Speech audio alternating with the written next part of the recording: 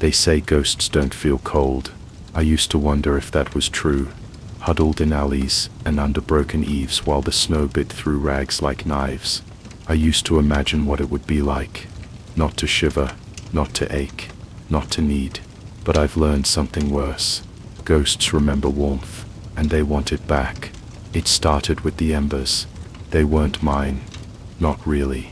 I found them in a rusted tin buried in the ashes of the ruined chapel, deep in the quarter where even rats feared to tread. The tin was blackened with old soot, sealed with wax. Inside were coals, still glowing. Somehow, they pulsed with a strange light, not orange, but pale blue and deep red, like blood frozen under glass. I should have left them. Instead, I sold one. Nisa, a woman in mourning robes, stopped me on the street. Her eyes were cracked and hollow. "Do you have any flame?" she whispered. I offered her one of the embers. She stared at it. "It's warm." She paid me in silver. Then she cupped the ember in trembling hands. It didn't burn her, but I saw her eyes change. She looked through the snow, past the gray sky. "Leorin," she breathed. "My son." She wept and smiled, and the ember flared once, then vanished. When I touched the tin again, the embers inside pulsed faster, and I began to see things. That night, I lit one to keep the frost from my fingers. The warmth was like nothing I'd ever known. Not fire, something older. It soaked into my skin, into my bones. I sighed and curled closer, and then I saw him. Me, but not this me. Clean, fed, sitting at a hearth beside a woman with my eyes and a man with my chin. A home, a family. I watched them laugh. I watched me reach for stew. The ember winked out, and I was alone again. Nisa. I kept selling them. They were in demand. Word spread fast. The poor came first, desperate to see children or lovers or mothers lost. The rich came after, curious, then obsessed. Each one lit the ember and saw something different.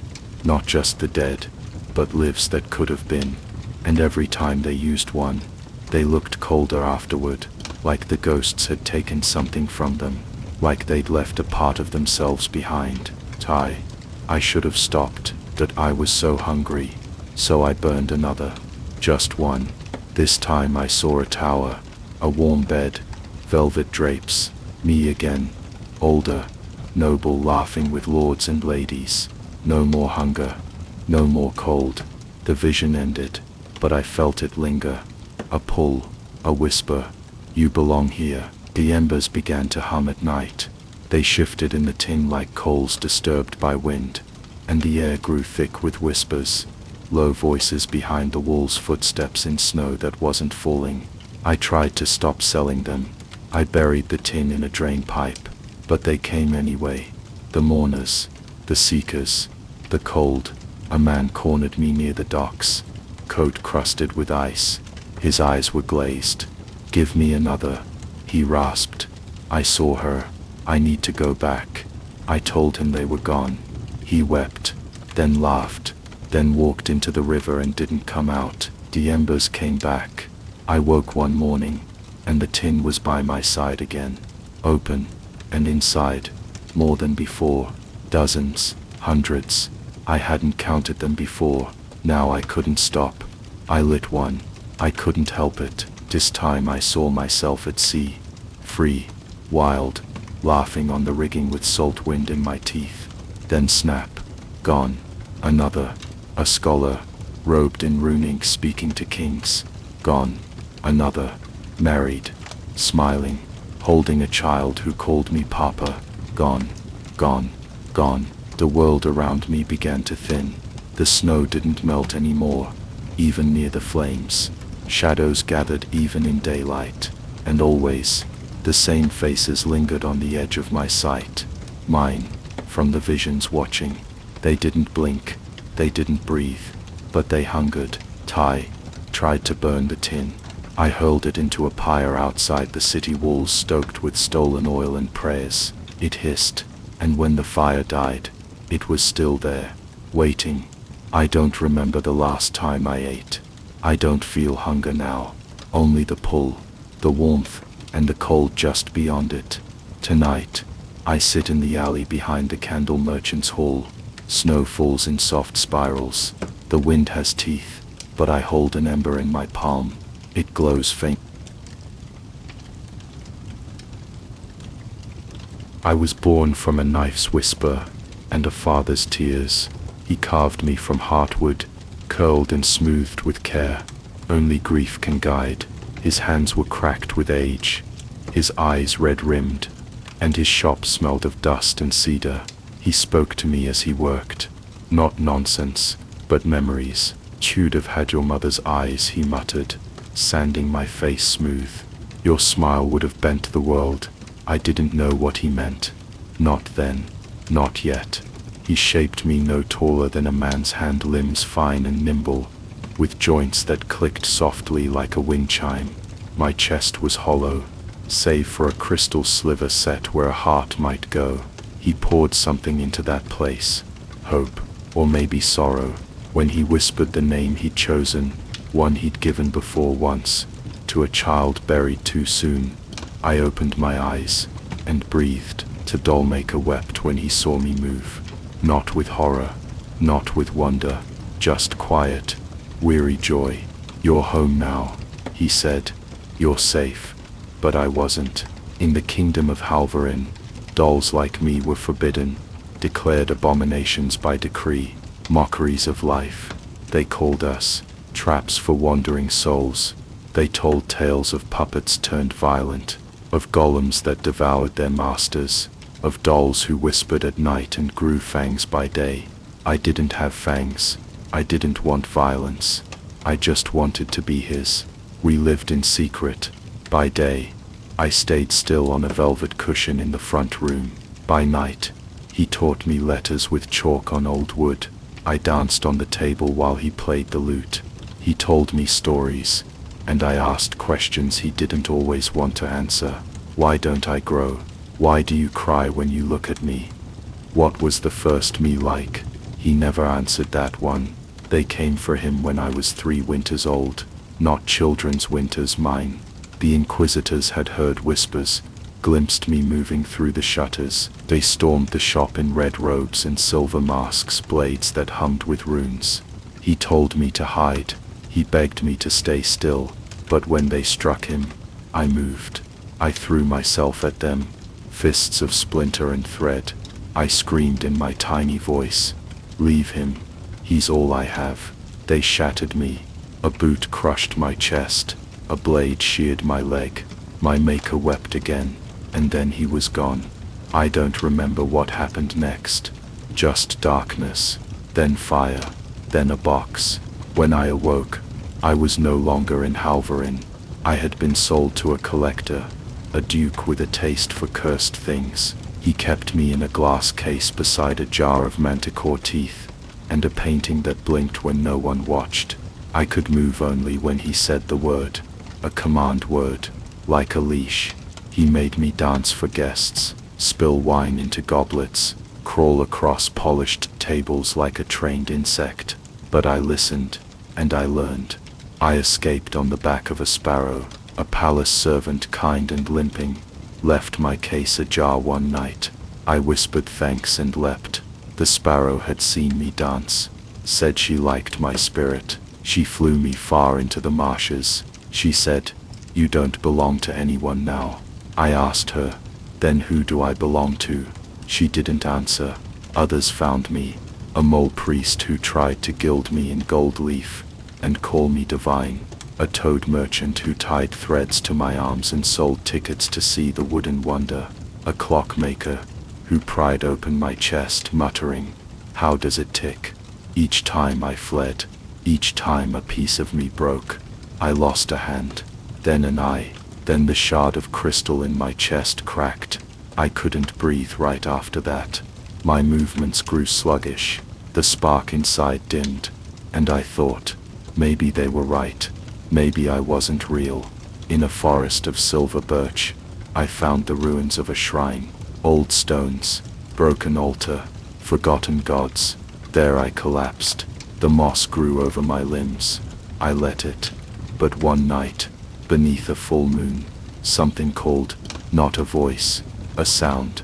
Carving, a child, hands stained with soot and sap, trying to shape a whistle from wood, failing, crying. I remembered my father's hands. I stood, and I walked. The boy screamed when he saw me, but I smiled, crooked and broken. I won't hurt you, I said. I just want to help. He let me. Together we carved the whistle. I showed him how to follow the grain, how to breathe warmth into the wood. When it sang, he laughed, and something inside me clicked. Not in pain, in healing. He brought me home. His mother screamed, then wept. Not in fear, in recognition. She'd lost a daughter once, she said. She saw her in my face. Not the features, the hope. They let me stay, with new wood, new joints. A glass eye gifted from a fallen statue. A copper hand shaped from an old kettle. No longer perfect, but wholly mine. And inside my chest I placed a new shard, not crystal, mirror. So I could look in and always remember what I was, and what I chose to become. They still tell stories of me, the living doll, the cursed boy. But I know the truth now. I was carved by grief, yes, but I was shaped by love, and I remade myself in defiance. Not a puppet, not a plaything, a person, free. I remember the first time I burned. The spark came with a whisper. A prayer stammered through chattering teeth. In a temple grown too cold, the flame kissed the wick at the top of my head, and I awoke, not like a man wakes from slumber, more like a blade drawn from its sheath. My body, wax, shaped like a knight of old, no taller than a child's hand, grew warm. My limbs flexed. The sword molded into my fist, gleamed with firelight, and I moved. The child who lit me stumbled back in awe, his wide eyes shining beneath his acolyte's hood. You're real, he breathed. I wanted to speak, to say, only while the flame lasts, but wax does not make room for wasted words. The temple was dying. I could feel it in the stone, once sanctified, now cracked. The sun no longer touched the altar. Moss crept where light should reign, and the shadows, gods, the shadows, they came each night, crawling, slithering, shaped like men, beasts and horrors with too many limbs. They craved the heat, the flame, they craved me. Each battle melted me. I swung my blade through smoke-skinned monsters. They hissed and shrieked, vanishing into curling mist, but every strike cost me something.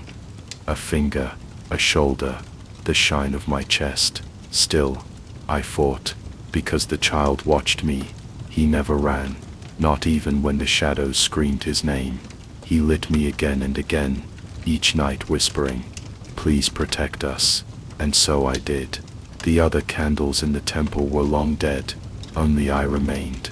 My once stalwart legs had withered unevenly.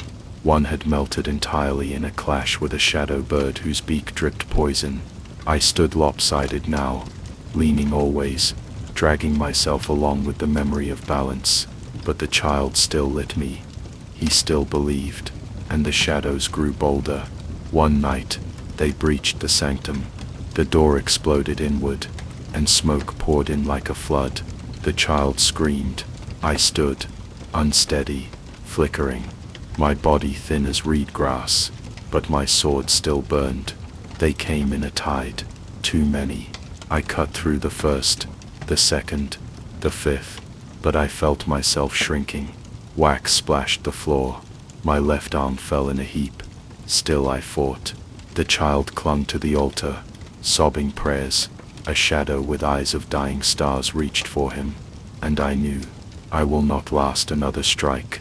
I had a choice: extinguish my own flame, let it gutter out, save what little remained of me, survive, or burn, all of me. One last blaze, enough to drive them all back, enough to save him. I had turned to the boy. He looked at me through tears. "Please," he whispered. I nodded, and I stepped into the center of the room. My head drove my sword into the stone. I lifted my one good arm, and I burned. I summoned the last of my wax and will. My flame flared, white hot. Light filled the room. The shadows screamed, not in rage, but in fear. They burst apart like dry leaves. Smoke fled from stone. The air cleared, and I melted. The boy ran to where I'd stood. Only wax remained, a puddle, and my sword, cooled and cracked. He wept. He cupped my wick in trembling hands, pressing it to his chest. "I'll remember you," he said, "always." That was the end, but not of me. A soldier's purpose is not to live, it is to choose how to burn. And I chose. I burned for him. They said I was born with wandering feet, never could sit still, always asking what lay beyond the hills, beyond the river, beyond the reach of the orchard wind. My mother used to laugh and call it wild blood. The village priest said it was sin waiting to bloom. When they both were gone, one by sickness, the other by silence, I left. No tearful farewells, no packed satchel, just dust on my boots, and the promise of more down the road. I thought it would be freedom, but the road doesn't forget, and neither do the things you run from. I first saw the cobbler's wagon near the edge of the fenlands, just as dusk fell, and the world turned gold. It didn't creak like other carts, didn't stir the grass or rattle the air, just appeared there, nestled between birch trunks like it had grown from the bark itself. An old man sat cross-legged beside it, weaving shoes from threads of smoke. His eyes glowed like hearth coals. "Looking for rest, boy?" he asked without looking up. I scoffed. "I'm looking for the next place." He smiled without teeth, but sharp all the same. "You'll need better shoes then." They were beautiful, in a strange, terrible way, slick and black as river stone, with glowing lines like embers in a hearth. They pulsed gently, warm even before I touched them. The soles smoked faintly, but never burned the ground. "Shoes that never wear," the cobbler said. "No blisters, no breaks. They'll carry you as far as you want to go." "And the price?" I asked. He smiled again. "A truth, anyone will do." I thought it a joke, so I said, "I never meant to leave her behind." The shoes tightened around my feet, and I walked.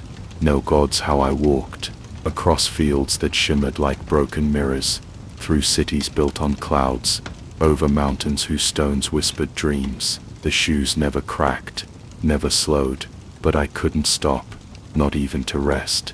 At first I didn't mind. I was seeing things, wonders. I passed minstrels with voices like rain. I danced with wind-born spirits on the edge of the sky. I kissed a star priestess on the rim of the world. But the shoes grew hotter, with every lie I told. Small ones at first, harmless. "No, I don't remember that village. Yes, I'll stay a while. Of course I'll come back." They sizzled then, little jolts through my soles. I flinched but kept walking. I didn't want to stop. I couldn't. No god to stop. I couldn't. I tried to sit once, just a moment, by a lake of glass, where willows wept leaves of silver. The shoes dragged me forward. My legs moved without command. My feet blistered, despite the promise, and the heat spread. I screamed for the cobbler. No answer, only the road, and the ghosts. They came in dreams at first, faces I'd fled. My mother coughing in bed, whispering, "Don't forget me." The girl I left by the riverbank, holding our secret in her belly. The friend I blamed when the guards asked who stole the bread. Each one walked behind me, always just behind. The shoes knew. They fed on the lies.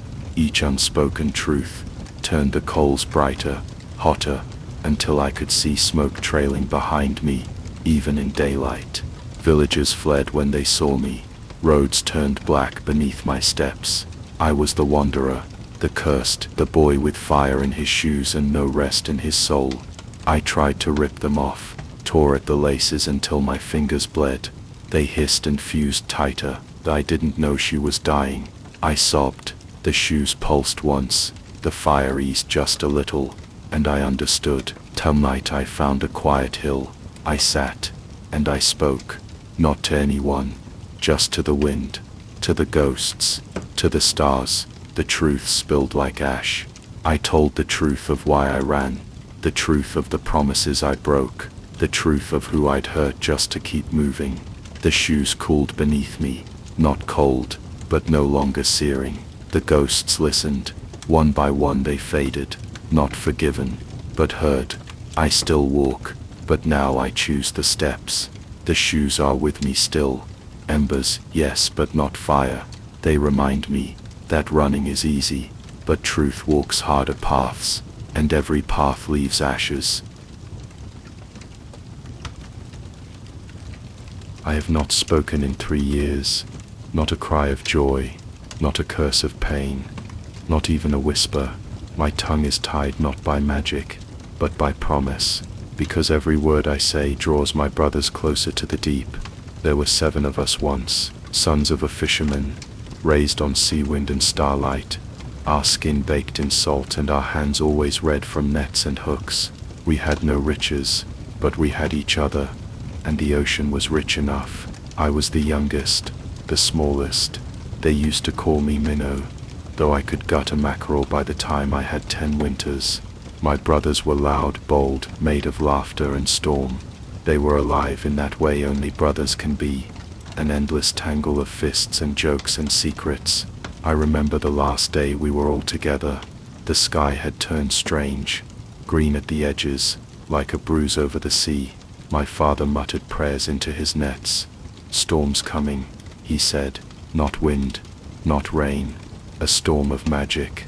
We didn't understand, not until it was too late. She came with the tide, walking barefoot on foam.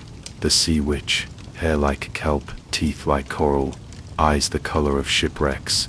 She stepped into our bay, and smiled with a mouth too wide. "Give me the boldest," she said.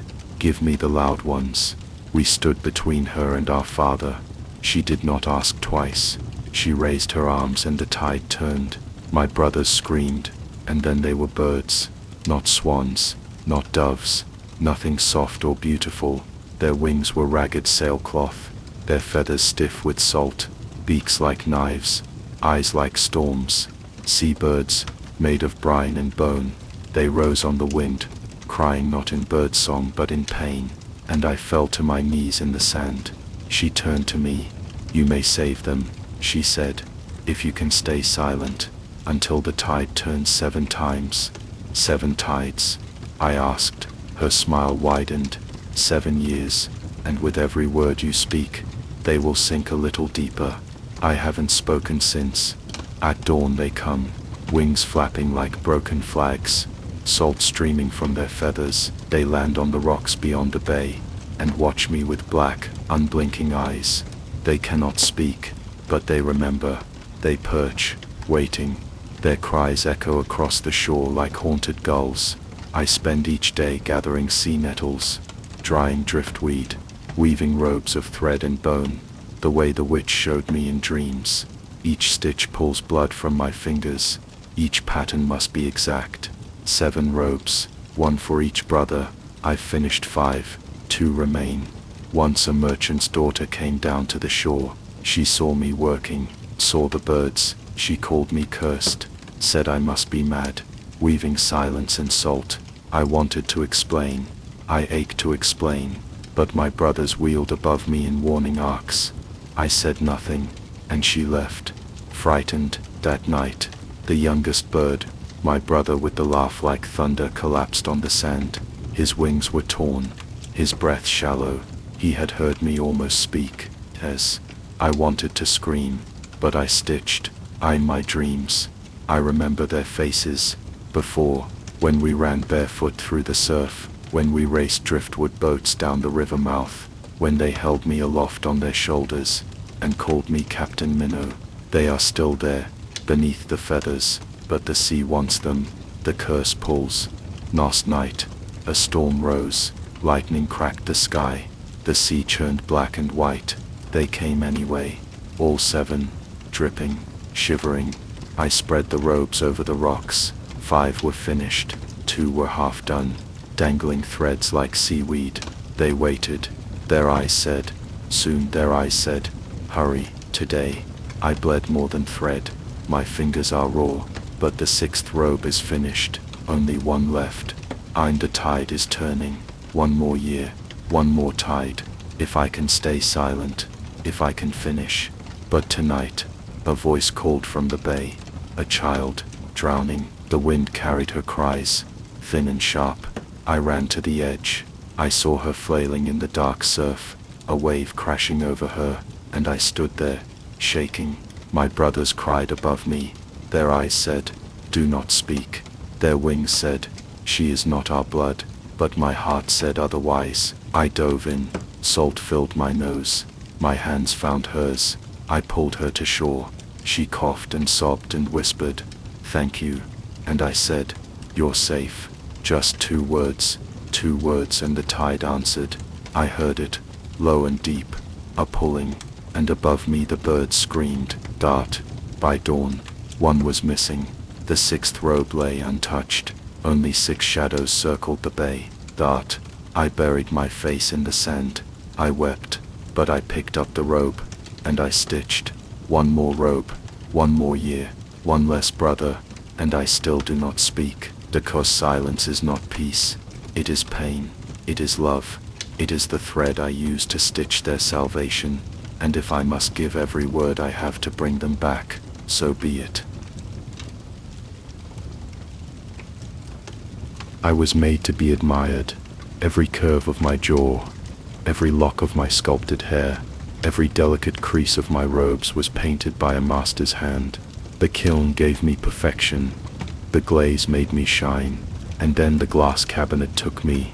Here I stand, always in the center, on a velvet plinth, flanked by jeweled brooches and dragon-carved boxes, lit by moon lamps and glass suns, always displayed, never touched. They say I'm beautiful, but none of them know me. I was not alone. In the back corner of the cabinet, cloaked in dust and shadow, stood the Iron Maiden. Not like the torture cages of legend. She was a sentinel once, an automaton forged from ancient brass and blood-bound steel. She bore the shape of a woman, towering and tarnished, with a great rusted key protruding from her back and armored limbs like cathedral columns. 1 eye was shattered glass, the other burned faint red. They said she was broken. They were wrong. She was watching, always watching me. We could not speak, not as living things do. Our mouths were stiff, our joints bound by the laws of stillness. But when the lights dimmed and the hush of night fell over the collector's manor, we shifted, just enough to whisper thoughts across the cabinet's air. She called me Little Flame. I called her Storm Soul. She told me of her battles when she once stood guard on the ramparts of a shattered kingdom. How she fell, not to sword or spell, but to a curse, to stand and rust and wait. I told her of the dreams I should not have, of wind, of fields, of being held, not displayed. 1 night, she moved more than before, a full step. The glass beneath her groaned. The seal is weakening, she said. He grows distracted, I asked. She looked toward the rafters, toward the ceiling high above, where the collector hung in his nest of webs and light, a being of limbs and locks, of jeweled eyes and 1,000 voices, the one who keeps. The collector dreams too long, she said. We must move while his gaze is elsewhere. So we planned. When the moon was full, and his slumber deep, I leapt from my plinth. My legs ached from centuries of stillness, but I moved. She turned her key. The groan of her limbs echoed like thunder. Together we fled the cabinet, across shelves of frozen music boxes, past jars that held hummingbird souls and mirrors that remembered old faces. We reached the threshold, the edge of the room, and the air turned cold. He woke, the collector. All the windows shattered inward. The walls pulsed with light. You dared, he hissed, his voice like silk torn by teeth. You moved. You left your place. His shape unfolded. Wings made of quills, fingers of gold pins, mouths that recited poetry and wept lacquer. I clung to her hand. She raised a rusted blade from her thigh. "We are not yours," she said. The collector shrieked, not in anger, in sorrow. "You were perfect," he sobbed. "You were mine, my beauty, my treasure. Do you not see? True love is to be kept, to be preserved." I stepped forward. My voice cracked. "True love is to know." He came for us then, faster than wind. She met him with flame from her chest, some last spark of her old core. The room ignited. I remember fire. I remember her pushing me from the window. I awoke in the garden. My arm was cracked, my cheek chipped. She was gone. Only her rusted key remained, warm in my porcelain hands. The world beyond the cabinet is not soft. The rain stings. The wind bites. People look at me with fear, or wonder, or greed, but not one of them sees me. Maya is still. I walk, with her key around my neck, and when the moon is high, I sometimes hear the collector calling, begging me to come back, to stand still, to shine, to be his.